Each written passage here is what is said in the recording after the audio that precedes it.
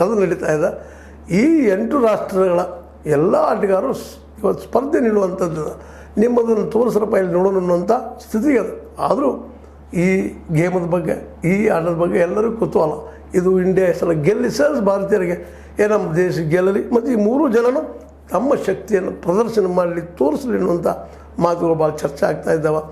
ಎಲ್ಲ ನೆಲೆಯಲ್ಲಿ one day cricket ಅಂದರೆ ಒಂದು ದಿನದ ಈ ಆಟ ಈ ಮೊದಲಿನಷ್ಟು ಏನಪ್ಪ ಅಂದ್ರೆ ಪ್ರಚಾರತೆ ಇಲ್ಲದೆ ಹೋಗಿದ್ದರೂ ಸಹಿತ ಇನ್ನೂ ತನ್ನ ಕಳೆಯನ್ನು ಕಳ್ಕೊಂಡಿಲ್ಲ ಅಂತೇಳಿ ಭಾಳಷ್ಟು ಒಂದು ಏನಪ್ಪ ಈ ಆಟ ನೋಡುತ್ತಿರುವಂಥವ್ರು ಅದು ಆಟದ ತಜ್ಞರ ಅಭಿಪ್ರಾಯ. ಮತ್ತು ಅದರಲ್ಲೂ ಪಾಕಿಸ್ತಾನ ಮತ್ತು ಇಂಡಿಯಾದಲ್ಲಿ, ಅದು ಏಷ್ಯಾ ಖಂಡದಲ್ಲಿ ಹುಚ್ಚಿಲ್ದಂಗೆ ಅದು ಕ್ರಿಕೆಟ್ ಇದ್ದಿದ್ದು. ಇವತ್ತು ಲಂಕಾ ಇರ್ಬೋದು, ಬಾಂಗ್ಲಾದೇಶ ಇರ್ಬೋದು, ಇಂಡಿಯಾ ಇರ್ಬೋದು, ಜೊತೆಗೆ ಪಾಕಿಸ್ತಾನ ಇರ್ಬೋದು, ಇವೆಲ್ಲರಲ್ಲಿಯೂ ಮತ್ತು ಇತ್ತೀಚೆಗೆ ದುಬೈದಲ್ಲಿಯೂ ಸಹಿತ ಇದ್ರ ಹುಚ್ಚು ಜೋರಾಗ್ಯದ.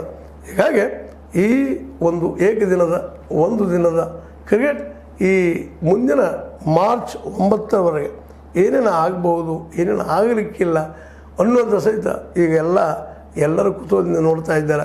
ಇದರಲ್ಲಿ ಏನಾದರೂ ಭಾರತ ಗೆದ್ರೆ ಅಂತ ನಾವು ಅಂತ ಇದ್ದೀವಿ, ಗೆಲ್ತದನ್ನೋಂಥ ವಿಶ್ವಾಸ ಸಾಕಷ್ಟು ಜನರಲ್ಲದು, ಎಲ್ಲರೂ ನೋಡ್ತಾ ಇದ್ದಾರೆ. ಅದರಲ್ಲೂ ಈ 3 ಜನ ಯಶಸ್ವಿಯಾಗಿ ಯುವಕರವ್ರಿಗೆ ಬೆಂಬಲಿತರಾಗಿ, ಶಮಿನೂ ಒಳ್ಳೆಯ ಫಾರ್ಮ್ನಲ್ಲಿದ್ದಾರೆ, ಅವರ ಬಾಲಿಂಗ್ನಿಂದಾಗಲಿ ಇನ್ನುಳಿದ ಹೊಸ ಹುಡುಗರಿಂದಾಗಲಿ ಈ ಟ್ರಾಫಿ ನಮ್ದು ಆಗ್ಬೋದಾ ಅನ್ನುವಂಥದ್ದು.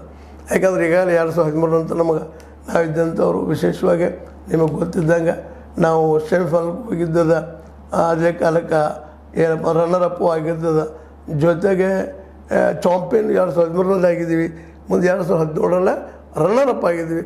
ಅಂದರೆ ನಮ್ಮ ಪ್ರಭಾವ ಈ ಚಾಂಪಿಯನ್ಶಿಪ್ದಲ್ಲ ಸಾಕಷ್ಟು ಅದ. ನೋಡೋಣ ಆ ಪ್ರಭಾವಿಸಲ ಎಷ್ಟರ ಮಟ್ಟಿಗೆ ಪ್ರಭಾವಿಯಾಗಿ ಕೆಲಸ ಮಾಡ್ತದೆ, ನಮ್ಮ ಆಟಗಾರರು ಯಾವ ರೀತಿಯಾಗಿ ಸ್ಪಂದಿಸ್ತಾರೆ ಅಂತ ಹೇಳ್ತಾ ಈ ಒಂದು ಆರಂಭಕ್ಕೆ ನಾವು ಒಂದು ರೀತಿಯಿಂದ ಶುಭ ಕೋರ್ತಾ ನಮ್ಮ ಭಾರತೀಯರಿಗೆ ಗೆಲ್ಲಿ, ಅದರಲ್ಲೂ ಈ 3 ಜನ ವಿರಾಟ್ ಕೊಹ್ಲಿ ಜೊತೆಗೆ ರೋಹಿತ್ ಶರ್ಮಾ ಮತ್ತು ರವೀಂದ್ರ ಜಡೇಜಾ, ಅದ್ರ ಜೊತೆಗೆ ಇನ್ನುಳಿದ ಹುಡುಗರು ಯಶಸ್ವಿ ಆಗಲಿ ಅಂತ ಹೇಳ್ತಾ, ಇದು ನಿಮಗೆ ಲೈಕ್ ಆಗಿರ್ಬೋದು. ಲೈಕ್ ಮಾಡಿ, ಶೇರ್ ಮಾಡಿ, ಕಾಮೆಂಟ್ ಮಾಡಿ, ಜೊತೆಗೆ ಸಬ್ಸ್ಕ್ರೈಬ್ ನಿಲ್ಲಿಸ್ಕೋಬೇಡ್ರಿ.